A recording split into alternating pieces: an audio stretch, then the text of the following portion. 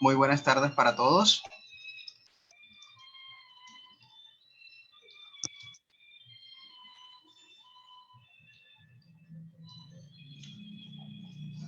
En la tarde de hoy, pues vamos a desarrollar la temática por la cual estuvimos desarrollando el día martes, que no se pudo desarrollar por el tema de problemas de conexión. Hoy vamos a trabajar sobre el sistema de protección de los derechos humanos.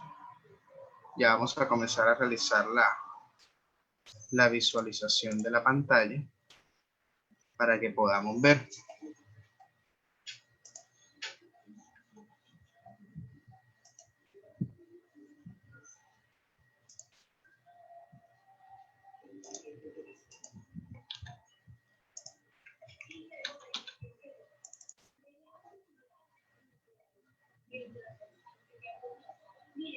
El equipo está presentando inconvenientes.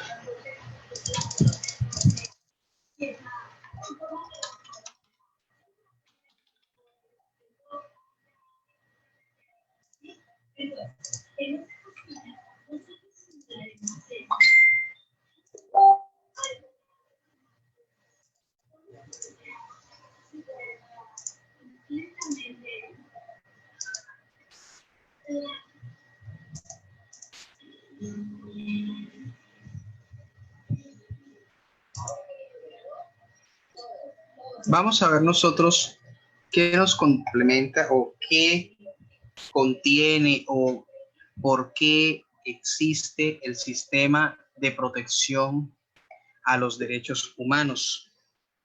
Este sistema universal de protección de los derechos humanos está molestando. Esperemos un segundo, es que se cerró estaba molestando el equipo para la presentación. Pero entonces voy haciéndoles una breve introducción.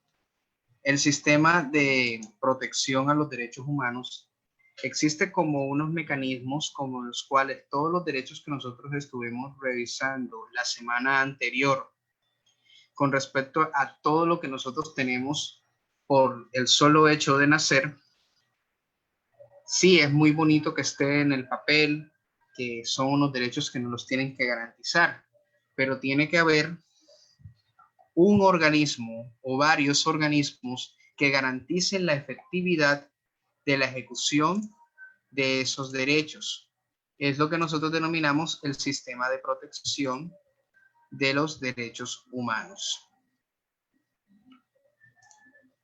El sistema internacional de protección a los derechos humanos es donde contiene el conjunto de normas sustantivas y procesales, así como de organismos con alcance internacional pertenecientes a la Organización de las Naciones Unidas, cuyo fin es la promoción y la protección de los derechos humanos universales. Como nosotros hemos estado hablando en ocasiones anteriores, ustedes saben que cada país tiene una constitución. Esa constitución, donde cada uno manifiesta su voluntad soberana, cada uno tiene una constitución que es inviolable por el principio de autodeterminación de los pueblos. Pero, como ustedes pueden ver, en todos los países del mundo, la Organización de las Naciones Unidas puede intervenir en todo este caso cuando se trate de violaciones a los derechos humanos. Y ese sistema está integrado con el sistema de tratados y el sistema de órganos. Un sistema de tratados de derechos humanos que nosotros tenemos son los instrumentos que se adaptan a los ordenamientos jurídicos internos, que se trata de la base de protección de los derechos humanos de cada uno de ellos o de cada uno de nosotros, firmados y ratificados voluntariamente por los estados en pleno ejercicio de la soberanía. Aquí en Colombia, cuando se trata de tratados de derechos humanos, llegan directamente al Congreso de la República y los aprueban mediante una ley estatutaria. Esta ley estatutaria, como ustedes saben, tiene un trámite especial. Y como se trata de derechos humanos y de, perdón, y de derechos fundamentales, tiene que llevar ese trámite. Entonces, después de que el Congreso realiza la ratificación y la firma de ese tratado del presidente, va hacia la Corte Constitucional, que en este caso es nuestra Supercorte, para que defina si se acoge o no a todo lo que es a la Constitución política. Y los estados se obligan y tienen unas obligaciones internacionales, como cuáles: respetar o no interferir o limitar el disfrute de los derechos humanos. Es por eso que ustedes pueden ver que para muchos de nosotros, a veces para personas del común es molesto ver los ciudadanos venezolanos en algún aspecto. Ustedes saben que, como siempre lo he dicho, ellos están pasando por un momento muy difícil en sus países, y es por eso como tal que cada vez que exista una limitación o un país que decida aceptarlo como calidad de refugiado o asilo político, tiene que garantizarle los derechos humanos fundamentales, que fueron los que nosotros los que vimos la semana pasada en el video introductorio. Proteger o impedir que se lesionen los derechos humanos de las personas. Nosotros tenemos un sistema judicial que se encarga de tener que estos derechos fundamentales a todos se nos respeten, tanto para nosotros como ciudadanos colombianos y para los extranjeros, porque tienen derecho a que se les reconozca la personalidad jurídica en todos los estados. Aquí en Colombia, todos los jueces de la República, dependiendo de su especialidad, todos pueden ser jueces constitucionales. ¿Cómo se da la figura de juez constitucional o jurisdicción constitucional? Cuando usted, como ciudadano, se acerca a un juzgado, independientemente del tipo de juzgado que sea, de la ramificación que nosotros conocemos, se presenta a un juzgado a presentar lo que denominamos una acción de tutela. Le dice: mira, lo que pasa es que aquí en mi barrio la administración no nos está afectando en la parte de la salud, y entonces a mí individualmente me pasó caso de dengue, con el tema de contaminación. Eso todo es lo que uno representa, o el aparato judicial. Los jueces están obligados a contestar la tutela, a hacer que la persona le respondan, le resarzan el derecho, porque eso está como un instrumento internacional dentro del sistema de tratado de derechos humanos. Realizar o adoptar las medidas y leyes positivas para asegurar su disfrute.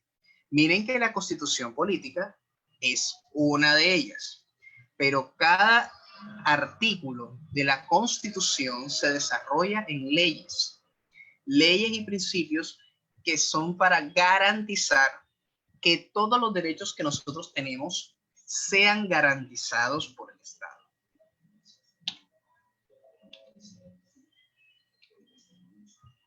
Y tenemos los sistemas de órganos de derechos humanos. Estos son unos órganos convencionales, integrados por comités expertos creados por los tratados internacionales. Este sistema de órganos lo integra el Alto Comisionado de las Naciones Unidas para los Derechos Humanos, los procedimientos especiales, expertos independientes, relatores y grupos especiales de trabajo, y el Consejo de los Derechos Humanos. Y también estos poseen unos comités organizativos. Y estos comités nos organizan como tal, que son órganos convencionales que se desprenden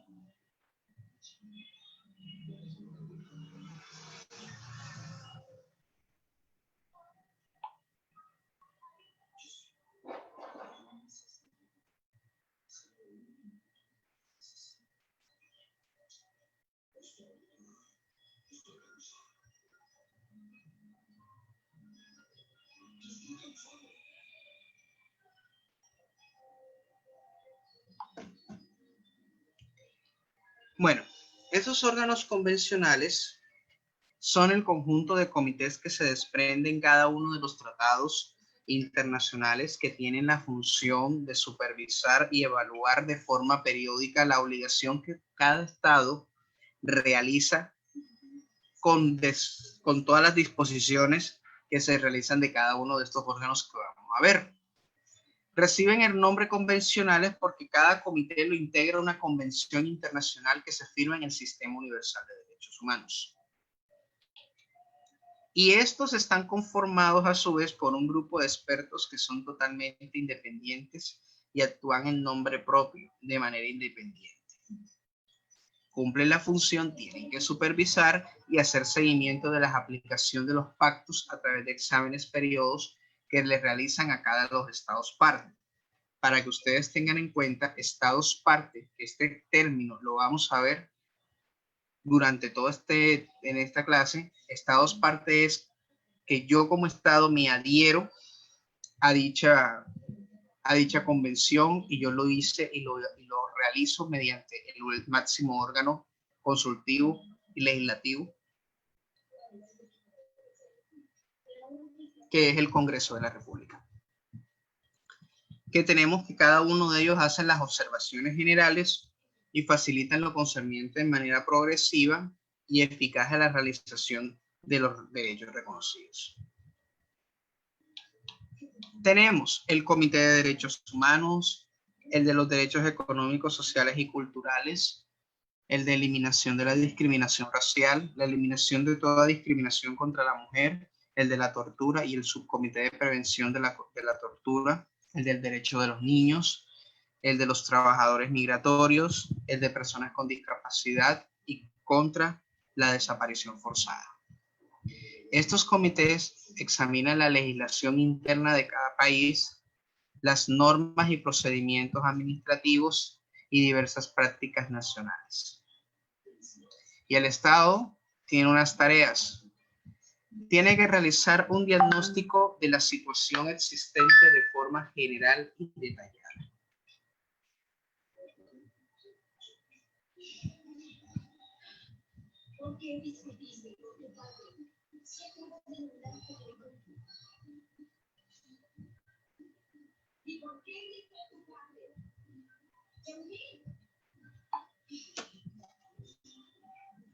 ¿Por qué tiene que realizar ese diagnóstico el Estado? El Estado tiene que realizar el diagnóstico para facilitar el trabajo de estos comités para que empiecen a generar las observaciones y las retroalimentaciones necesarias con los compromisos que debe asumir el Estado para garantizarlos. Facilitar el examen público de las políticas adoptadas. Tienen que permitir el ingreso de todas las personas que los comités designen para realizar la verificación del cumplimiento de los mismos y proporcionar una base para evaluar de manera efectiva la medida que han hecho progresos hacia el cumplimiento de esas obligaciones. Generan un plan de mejoramiento como tal de todas las acciones pertinentes que realiza dichos comités. El Comité de Derechos Humanos es el órgano de expertos independientes que supervisa la aplicación del Pacto Internacional de Derechos Civiles y Políticos.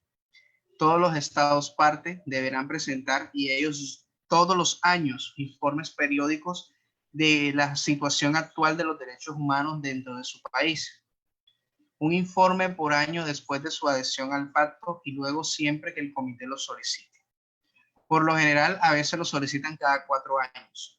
El comité examina cada informe para mandar sus observaciones finales. Como pueden ver en el mapa, solamente hay los países que tenemos en rojo son los que todavía no han ratificado dicho tratado de los comités de derechos humanos.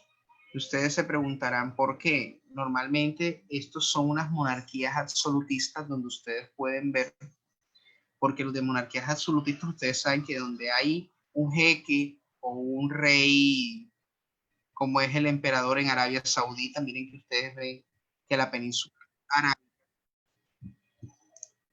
es la única que no ha ratificado todavía completamente dichos comités, el Comité de Derechos Humanos, para que pueda ingresar. Ustedes saben que las mujeres, los musulmanes, generan demasiado problemas para el tema de las mujeres, sobre todo en la cultura, que las mujeres tienen que estar envueltas todas, no deben de demostrar su rostro, no tienen libertades, y todas esas cosas podemos ver que son necesarias para que ellos completen dichos compromisos.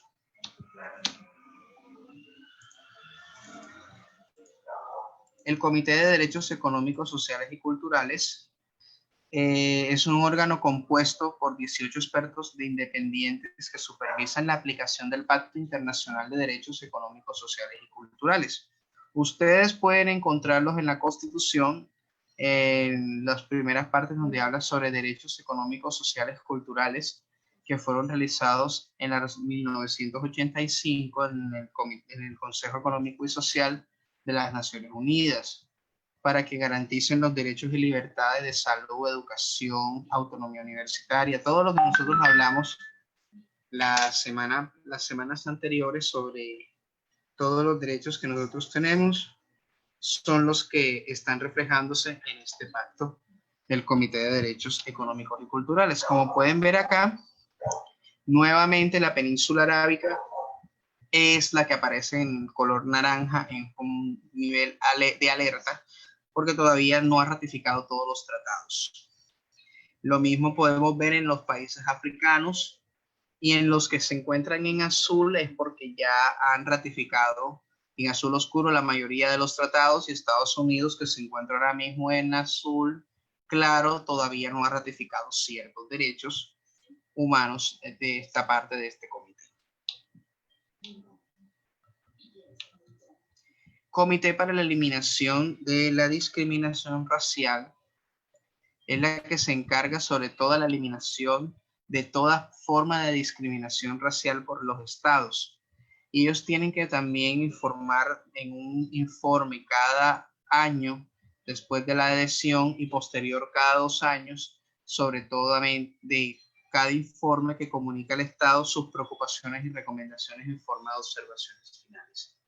Colombia ratificó este tratado debido a que este comité se encarga sobre la parte de la discriminación racial.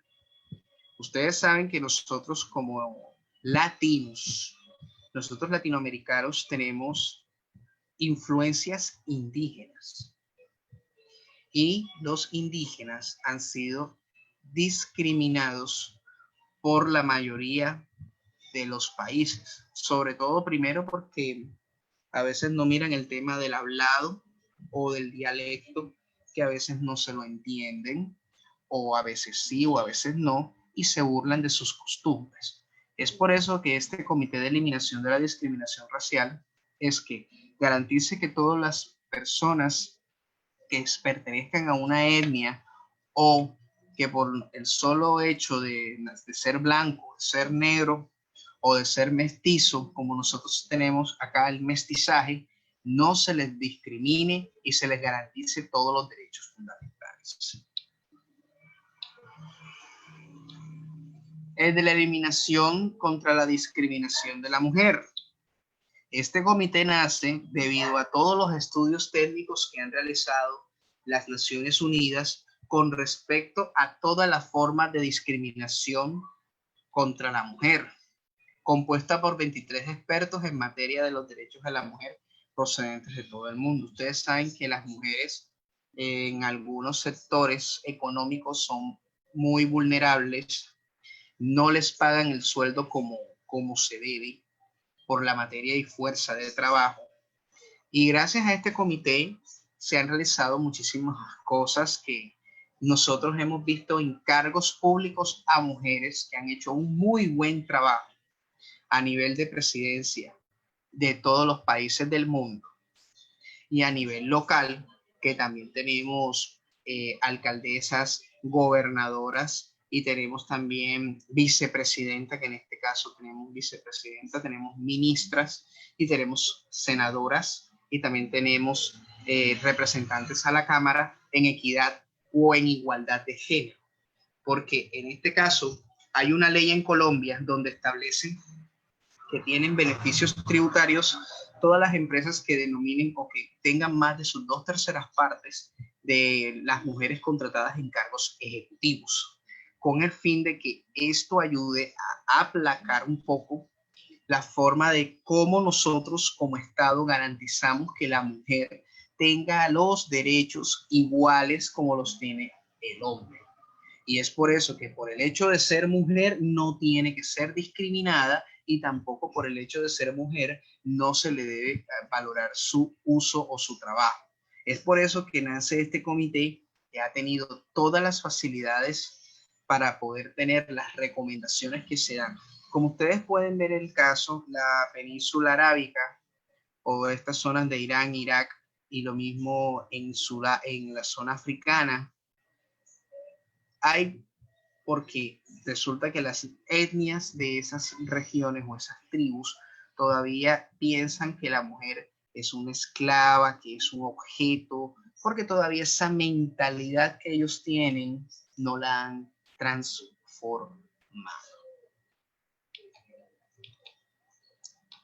Tenemos el Comité contra la Tortura, el organismo compuesto por 10 expertos independientes que supervisa la aplicación de la Convención contra la Tortura u otros tratos o penas crueles e inhumanos. Podemos ver que nosotros acá, sobre la tortura, que nosotros estuvimos viendo la semana pasada, los videos interactivos, donde estuvimos hablando de que nadie puede ser torturado y nadie puede ser detenido sin justa causa y no atentar contra los derechos. Este comité de la tortura ayuda a desarrollar que los estados cumplan este cometido. Si ustedes, por ejemplo, tuvieron un problema, eso siempre sucede en todos lados con migración sobre todo. En migración les establecen que tienen que garantizar los derechos fundamentales, porque muchísimos estados lo que hacían antes era encerrar a esas personas en el aeropuerto, en un calabozo, para después esperar la deportación en una forma de condiciones infrahumanas, que del cual cada vez que realizan directamente todo lo referente a que hagan reclamación de derechos, los dejaban hasta por 24, 48, 72 horas esperando sin recibir alimentos y sin poder ver la luz del sol. Y por eso se denominó como la Convención de las Torturas y otros tratos o penas crueles. Y de ahí también nace un subcomité. Ese subcomité, todavía la mayoría de los estados, por ser un subcomité nuevo, todavía la mayoría de los estados no ha realizado las ratificaciones correspondientes. Entonces, este comité nace para tener un abordaje innovador y sostenido y proactivo en la prevención de la tortura y los malos tratos. Comité de los Derechos del Niño. Este se desarrolla por todos los estados parte para la aplicación de la Convención sobre los Derechos de los Niños. El comité realiza la supervisión y aplicación de 2 protocolos facultativos relativo a la participación de niños en los conflictos armados y a la venta de niños, prostitución infantil y la utilización de los mismos para la pornografía. Todos los estados deben garantizar y presentarle al comité los informes periódicos sobre estas actividades. Por eso es que ustedes ven que los que trabajan en plazas de mercado que son menores de edad, miren que ya eso ha estado más controlado porque este comité aprobado por Colombia miran sobre esta forma de trabajo. Por eso es que cuando van a realizar algún tipo de trabajo, ustedes, sus papás, tienen que dar el consentimiento ante el Ministerio de Trabajo y ante la inspección local con el fin de que puedan ejercer la labor. Y eso, no la pueden ejercer en jornadas largas como las nuestras, que nosotros tenemos una jornada como trabajadores normales de 8 horas diarias. Los jóvenes no pueden exceder, no las pueden exceder desde 4 horas diarias ni de 24 horas semanales, y que tampoco tienen que influir en respecto a lo académico, porque lo importante que hace la protección de estos derechos es que ustedes pueden trabajar con el permiso del Ministerio del Trabajo, pero no pueden inferir en sus jornadas académicas. El comité se reúne en Ginebra cada año, las 3 sesiones por año, y una sesión plenaria de 3 semanas con un grupo de trabajo que en ese periodo de sesiones se reúne durante esa semana y examina todos los informes que ellos encuentren durante todo ese tiempo. Otro comité es el de la protección de los derechos de los trabajadores migratorios y sus familias. Toda persona que empieza a trabajar en la parte migratoria y sus familiares es el encargado sobre la protección de los derechos de los trabajadores migratorios y de sus familiares. Ustedes pueden ver que en los que se encuentran en naranja todavía no han hecho la aprobación de todos los tratados con respecto a este comité. Miren ustedes que las personas que vienen de otros países, ellos tienen unas reglas muy estrictas en la parte de la parte migratoria.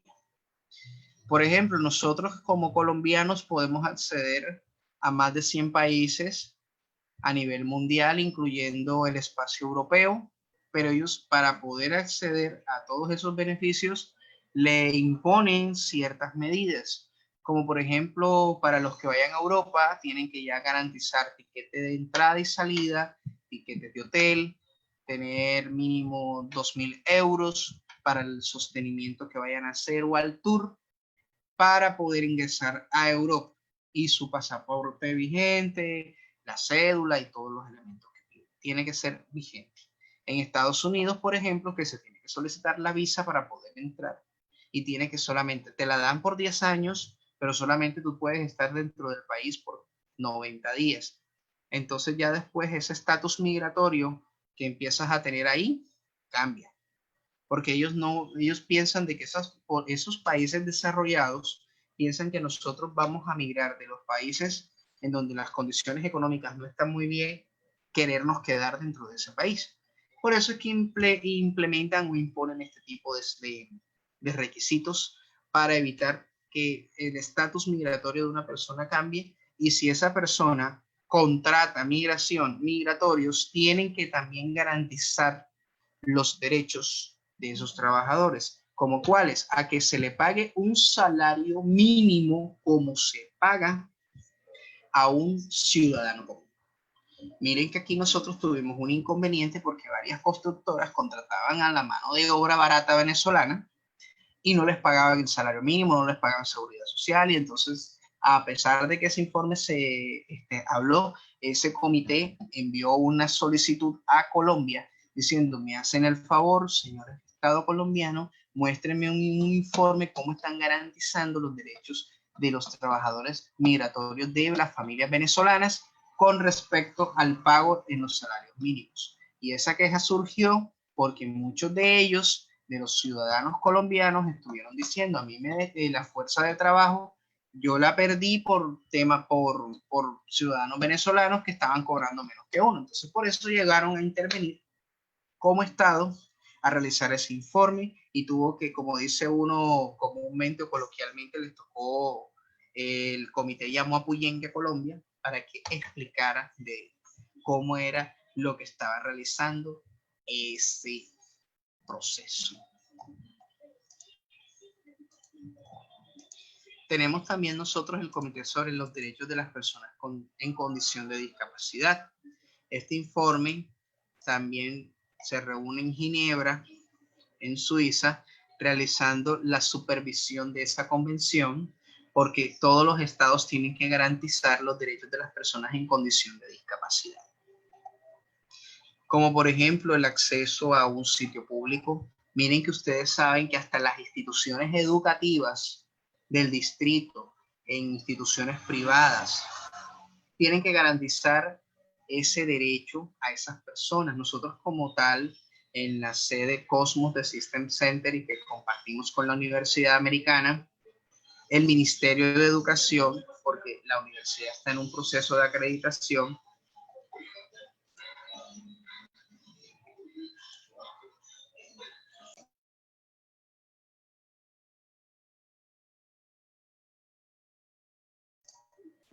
el Ministerio de Educación les hizo resaltar a la universidad, les dijo, bueno, si ustedes necesitan el proceso de acreditación, ustedes también tienen que hacerlo como todo lo que nosotros tenemos conforme al Comité sobre los Derechos de las Personas con Discapacidad, y la universidad tomó las acciones pertinentes y en la sede Cosmos hizo la instalación de un ascensor para ese tipo de personas.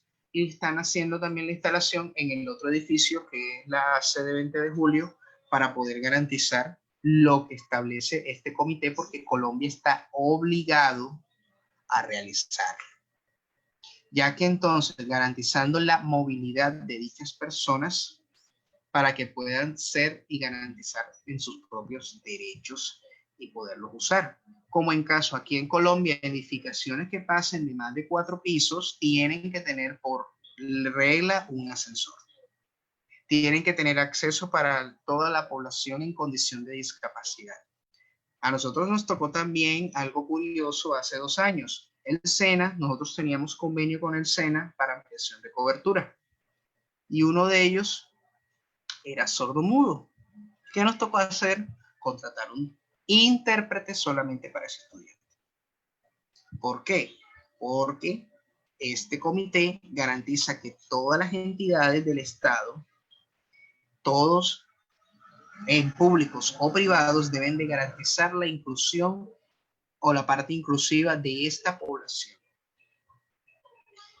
Entonces, por eso pueden ver que Colombia está en azul oscuro, que tiene la mayoría de los tratados de los comités ya aprobados.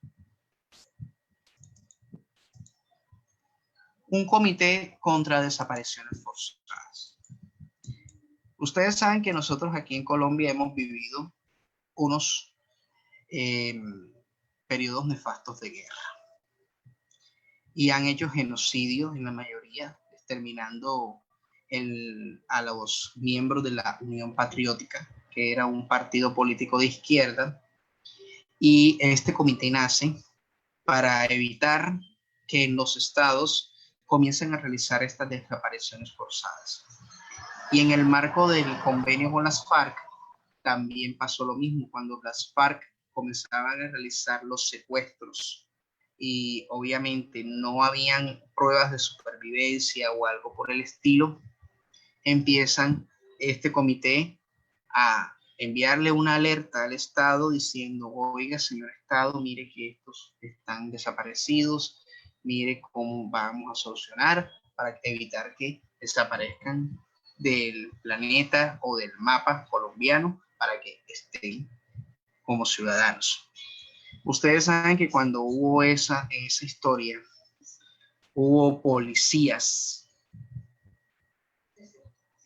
hubo generales del ejército, cuando tomaban las bases militares, las FARC, Miraflores, la del Cerro de Patascoy, y eso secuestraban a los policías, no sabían las pruebas de supervivencia, los dejaban morir, y por eso este comité realizó muchísimas observaciones finales al Estado colombiano para mirar cómo garantizar que eso no suceda.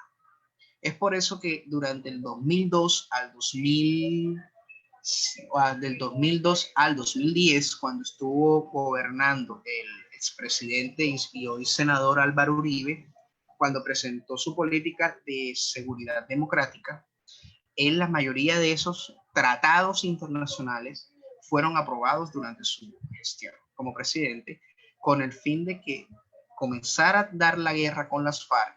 Él debilitó a las FARC y lo que hizo fue para realizar la recuperación de los derechos de esos ciudadanos que estaban secuestrados. Caso de Ingrid Betancourt, los 3 norteamericanos, ciudadanos norteamericanos, varios policías que fueron rescatados en las maravillosas operaciones que realizó el ejército colombiano, en la operación Jaque, que trajeron a la vida a varios de los que estaban secuestrados por años. Y ustedes saben que la imagen de Ingrid Betancourt corrió la vuelta al mundo porque ella es colombo francesa, y ustedes saben que cuando hay un ciudadano de un país, ya sea norteamericano o de país europeo, eso empiezan las mediaciones por parte y parte para que realicen y vuelvan a aparecer o reintegrarse a la vida civil. Cada uno de ellos tiene una evaluación, y de esta evaluación nace la Oficina del Alto Comisionado para las Naciones Unidas, y que está para los derechos humanos. Forma parte de la Secretaría General, ocupa el cargo de secretario o secretaria general adjunto. Nace en 1993 con base a la recomendación realizada en la Declaración del Programa de Acción de Viena en el marco de la Conferencia de los Derechos Humanos. Su equipo está constituido por unidades que las integran en esta oficina. Actualmente, para el periodo 2018-2022, se encuentra estipulada la señora Michelle Bachelet, que fue presidenta de Chile en 2 ocasiones y fue escogida como alta comisionada de la ONU para los Derechos Humanos. Como se pueden dar cuenta ustedes, niñas, ser mujer es muy valioso en el sentido de que están ocupando ahora en estos momentos cargos que finalmente ocupábamos nosotros, los de género masculino, gracias a estos comités de derechos humanos. Y miren que estas labores van hasta en la misma esfera, tanto así que para realizar la elección de este alto comisionado se alterna un periodo hombre, un periodo mujer, para evitar que obviamente se rompa ese equilibrio que están haciendo ellos. El último fue un Jordano, hombre. Ahora viene el turno de la mujer hasta el 2022, que fue el periodo que tiene Michelle Bachelet en esta alto comisionado. ¿Qué funciones tiene ella? Promover y proteger el goce de la realización de los derechos humanos, que se contienen en todas las cartas de los derechos humanos, la declaración y todo lo que tiene que ver las leyes y convenciones de cada estado. Desempeñar las tareas que le asignen los órganos competentes en materia de derechos humanos y realizar las recomendaciones para mejorar la promoción de los derechos humanos. Promover y proteger el derecho al desarrollo y ampliar el apoyo de los órganos internacionales de las Naciones Unidas para estos efectos. Propiciar la asistencia técnica y financiera en servicios de asesoramiento a los órganos regionales y estados con respecto a los derechos humanos y cómo mejorarlos. Coordinar los programas de educación e información pública de las Naciones Unidas en materia de los derechos humanos, como estuvimos hablando la semana pasada, de que ustedes vieron el niño del derecho número 29 que estaba diciendo: tienes derecho a la vida, tienes derecho a la educación, tienes derecho a esto, y cuando finalmente cuando la persona le dice: ¿y tú por qué haces esto? Me dice: porque tienes que saberlo. Durante ese tiempo, aquí la coordinación de esos programas de información y educación pública que debe realizar las Naciones Unidas a través de cualquier empresa, puede ser una ONG o una organización no gubernamental o ellos mismos. Miren que ustedes lo hacen, lo hicieron por medio de una que se llama Jóvenes por los Derechos Humanos, que es una organización mexicana para la promulgación de estos derechos. Desempeñar un papel activo en la tarea de eliminar los actuales obstáculos frente a los desafíos para la realización plena de los derechos. Prevenir la violación de derechos humanos. Entablar diálogos con los gobiernos y organizaciones de la sociedad civil con el objetivo de asegurar el respeto por los derechos humanos. Es por eso que nosotros tenemos en cuenta que los derechos humanos debe de ampliar una cooperación internacional para la promoción de los mismos, racionalizar y adaptar todo lo que son los mecanismos de las Naciones Unidas para los derechos humanos con miras a aumentar la eficiencia y la eficacia. Existe un Consejo de Derechos Humanos. Este también es un órgano muy importante porque ellos ya dependen directamente de la Asamblea General de las Naciones Unidas. La Asamblea General de las Naciones Unidas la integran todos los estados. Y fue creada en 1946 para establecer una estructura jurídica e internacional de protección de los derechos humanos. Estaba compuesta antes por 53 miembros en la Comisión de Derechos Humanos y en sus sesiones participaban los estados observadores y representantes de organizaciones no gubernamentales. Y ahora en la actualidad lo integran 47 estados miembros que son elegidos por la mayoría de los miembros de la Asamblea General de las Naciones Unidas a través de una votación directa y secreta. La Asamblea General tiene en cuenta la contribución de los estados candidatos a la promoción y protección, así como las promesas y compromisos en sentido voluntario. Y esta membresía se basa en los siguientes escaños. África tiene 13 participaciones. Estados de Asia y del Pacífico también tienen 13. América Latina y el Caribe, 8 asientos. Estados de Europa Occidental y otros estados, 7 puestos. Estados de Europa Oriental, 6 asientos. Ustedes se preguntarán, ¿qué pasa con Canadá y Estados Unidos que se encuentran en Norteamérica? Ellos, por ser miembros permanentes de la Asamblea General de las Naciones Unidas o de los consejos de máximas autoridades de las Naciones Unidas, ellos no participan en esta comisión porque ellos ya están designados para la seguridad mundial. Es por eso, ¿quiénes son los que más? Estados Unidos, Canadá, Reino Unido, Francia, que son los que realmente participaron mucho sobre la Primera y la Segunda Guerra Mundial. Lo mismo pasa con China, que se convirtió en potencia, Japón, Rusia, Alemania, que también son potencias mundiales que participaron en la guerra, en la Primera y la Segunda Guerra Mundial, después de estar devastado todo, en donde llegaron esos compromisos. Ellos son miembros permanentes del Consejo de Seguridad. Tanto así que por eso es que ellos no tienen injerencia en este Consejo de Derechos Humanos, porque ellos ya tienen uno que es el máximo órgano internacional, que es el Consejo Nacional, el Consejo de Seguridad de las Naciones Unidas. Bueno, ¿qué funciones tiene?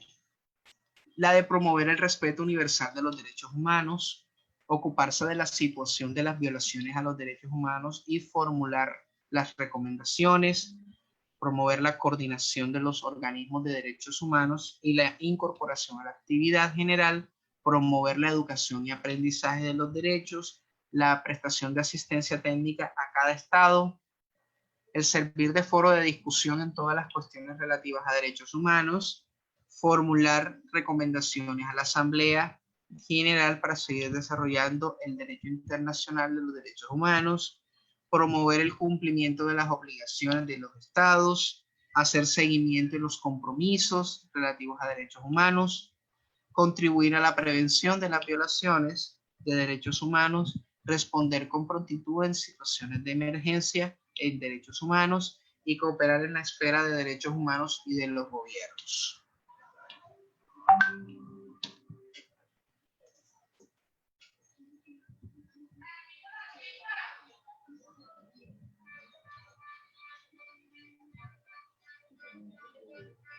¿Cómo cumple estas funciones? Tenemos en cuenta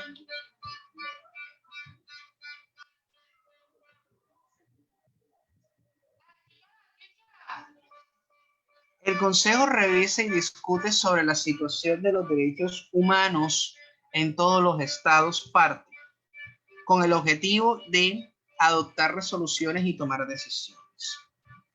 El Consejo reúne en sesiones extraordinarias por lo menos 3 veces al año y a solicitud de alguno de sus miembros puede reunirse en sesiones especiales, además de reuniones plenarias, y el Consejo se apoya en otros procedimientos o mecanismos, organismos subsidiados que cumplen su función, sobre todo con los exámenes periódicos universal, los titulares de mandatos especiales en derechos humanos, con un comité asesor, denuncias individuales. Los relatores o grupos de trabajo de expertos que son totalmente independientes y designados por el Consejo de Derechos Humanos, trabajan a nombre propio, no a nombre de un Estado, ojo ahí. No forman parte de un staff de las Naciones Unidas, no reciben remuneración alguna por su trabajo. Su función es monitorear la situación de derechos humanos dentro del tema o el país donde constituye su mandato. Promueve y protege todos los derechos humanos y responde efectivamente ante la situación de violación. Pueden ser asignados individuos o grupos que reciben el nombre de relatores especiales o expertos independientes o a un grupo de trabajo. Normalmente se conforma este grupo por 5 expertos provenientes de las 5 regiones del mundo y los mandatos pueden ser temáticos o por el país.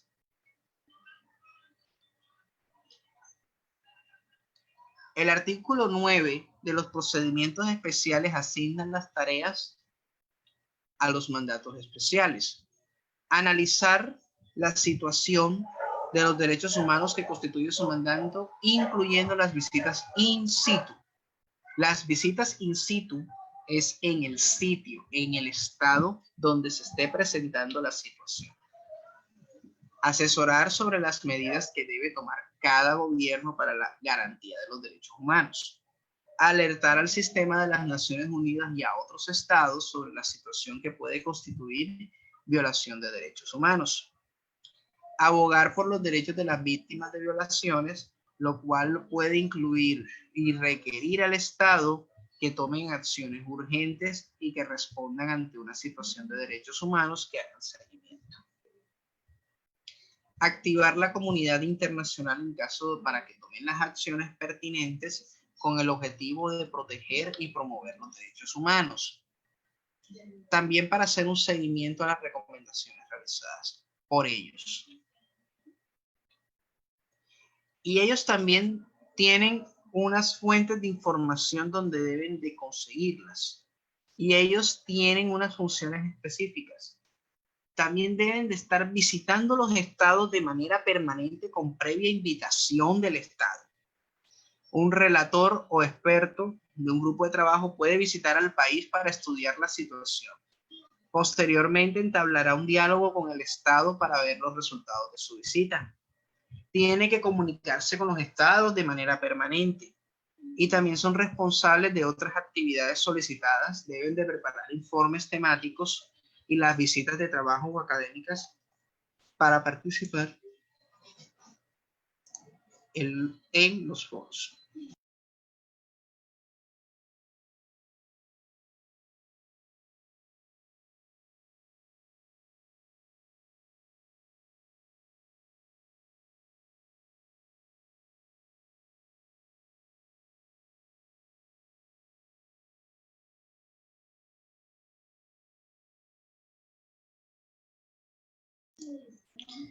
Listo, entonces su trabajo también consiste en que ellos realicen un informe anual ante el Consejo de Derechos Humanos, donde debe relatar todo lo que realizó durante el año y aquellas situaciones que son motivo de preocupación para el sistema universal.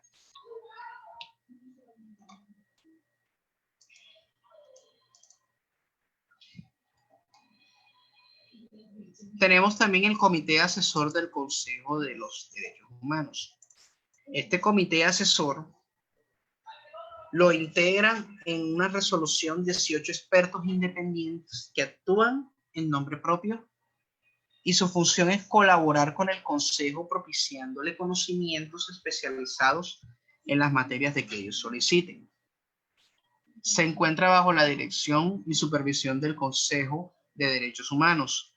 No aprueba resoluciones o toma decisiones, pero sus investigaciones son utilizadas por el Consejo para cumplir esta finalidad. Se eligen por periodos de 3 años y se pueden ser reelectos una vez en base a un balance geográfico y de género. Por eso miren que aquí lo establecen, geográfico y de género, porque ellos establecen mucho que sea hombres y mujeres en igual de condiciones. Son escogidos por los estados miembros del Consejo de una lista de candidatos que ellos mismos propongan, o lo que nosotros denominamos una terna, como lo dice el presidente. Cada estado tiene la facilidad de realizar o de establecer su candidato. El Consejo le ha dado mandato de relacionarse activamente con los estados, las instituciones de cada uno de ellos y las organizaciones de la sociedad civil, porque ustedes saben que no todos pueden estar en todos los brazos de todas las partes. Bueno, chicos, hasta aquí la clase de hoy. Vamos a ver un video interactivo que nos muestra acá de la asesora de la alta comisionada de las Naciones Unidas, la señora Michelle Bachelet, donde nos va a hablar ella y los quiere incentivar para que ustedes cojan sus derechos humanos y los promuevan y sean ustedes veedores de que el Estado colombiano nos lo esté garantizando.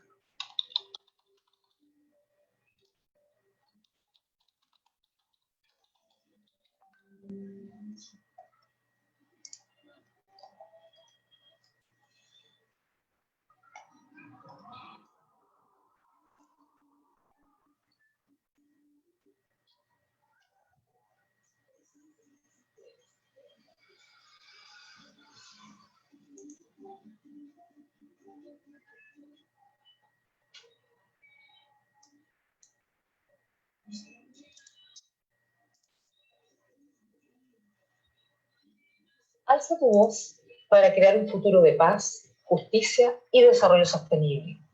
Bienvenido este año de enorme activismo, especialmente por parte de los jóvenes. En todo el mundo nos moviliza la esperanza de lograr un mundo mejor. Desde la urgencia de la crisis climática a la lucha contra la desigualdad, del derecho a tomar decisiones sobre nuestro cuerpo al derecho a participar en la elaboración de políticas para nuestros países. Me inspira el coraje, la lucidez y los principios de mujeres, hombres y jóvenes que se manifiestan pacíficamente con el fin de ampliar los espacios de libertad y justicia. Sus voces son la representación misma de los derechos humanos, un movimiento centrado en la creación de dignidad e igualdad para todas las personas. Los responsables de formular políticas deben escuchar estos llamados y, en respuesta, elaborar medidas políticas más eficaces y beneficiosas para todos. Tenemos derecho a vivir sin ser discriminados por motivo alguno. Tenemos derecho a la educación, la atención médica, las oportunidades económicas y a un nivel de vida digno. Está en juego nuestro futuro, nuestros medios de subsistencia, nuestras libertades, nuestra seguridad y nuestro medio ambiente.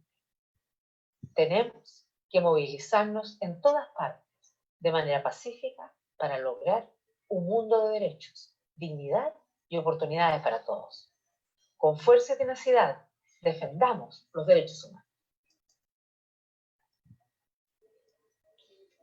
Ustedes pueden ver aquí que la alta comisionada para los derechos humanos, Michelle Bachelet, y aquí hablaba mucho sobre todo lo que son los informes que realizan todos los realización.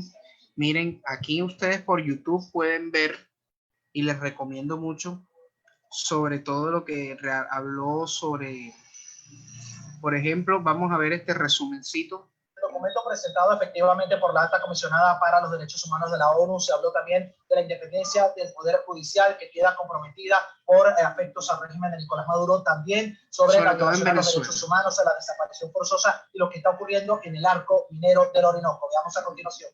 facilitar el acceso a la justicia para las víctimas, protección efectiva para las víctimas de violaciones de derechos humanos, porque también debe reforzarse para disipar los temores de victimización y restablecer la confianza en el Estado de Derecho. Las acciones en estas áreas pueden contribuir a abordar la impunidad, incluidas las violaciones graves cometidas por las fuerzas de seguridad, como asesinatos y violaciones de derechos humanos, cometidas en el contexto de protestas y operaciones de seguridad e informes de tortura y desapariciones forzadas. El informe destaca el uso continuo del sistema de justicia militar para civiles, que debería ser y seguir siendo de forma excepcional. Una gran parte de las actividades mineras permanecen bajo el control del crimen organizado o sobre elementos que imponen sus propias reglas a través de la violencia y la extorsión. El informe destaca un patrón de explotación laboral, incluido el trabajo infantil. También se descubrió que los mineros están obligados a dar una gran parte del oro que extraen a grupos criminales y armados, sometidos a largas jornadas laborales en condiciones peligrosas, expuestos a enfermedades, incluida la contaminación por mercurio. El documento presentado el día de hoy generó una reacción por parte de la comunidad internacional, quien se expresó sobre las graves violaciones a los derechos humanos en distintos ámbitos en nuestro país. Veamos. Para Colombia es una prioridad que la crisis económica, social y humanitaria en Venezuela se resuelva de manera pacífica, con un regreso sin condiciones a la democracia, partiendo por elecciones presidenciales libres, el restablecimiento de las libertades y la existencia de un plan de reconstrucción. De igual manera, hacemos un llamado para que las autoridades venezolanas faciliten el acceso a las agencias humanitarias e implementen las recomendaciones formuladas por la alta comisionada. Los habitantes del arco minero sufren desproporcionadamente. Están a la merced de sindicatos criminales y grupos irregulares que explotan mineros, masacran indígenas, contaminan el medio ambiente y amenazan la estabilidad regional. También expresamos nuestra preocupación por la falta de independencia del sistema judicial y el deterioro sistemático de la institucionalidad democrática. Reiteramos nuestro rechazo a las recientes decisiones del Tribunal Supremo de Justicia sobre el Consejo Nacional Electoral, usurpando las facultades de la Asamblea Nacional. Solo el orden constitucional, la democracia y el Estado de Derecho harán posible garantizar el pleno respeto y ejercicio de todos los derechos humanos en Venezuela.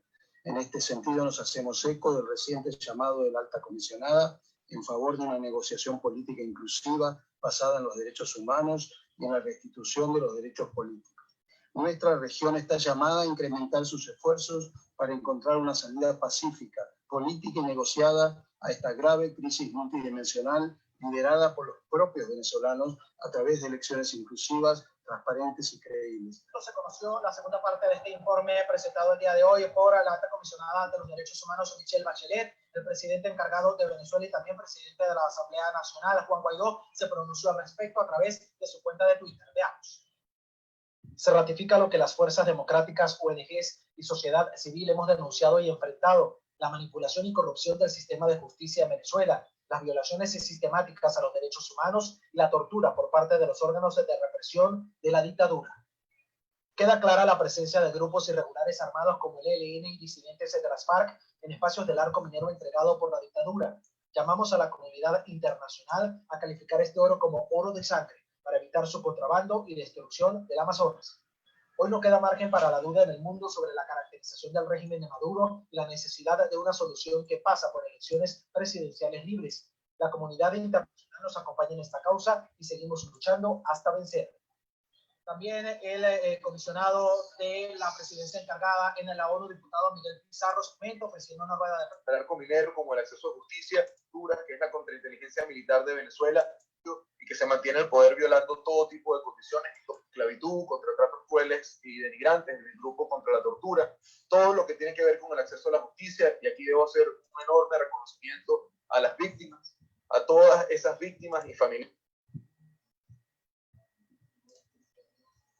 Listo. Entonces, como ustedes pueden ver, la presidenta, la alta comisionada, la presidenta Michelle Bachelet presentó su informe anual, y en ese informe miren que establecieron todo lo referente a lo que estaba sucediendo en Venezuela.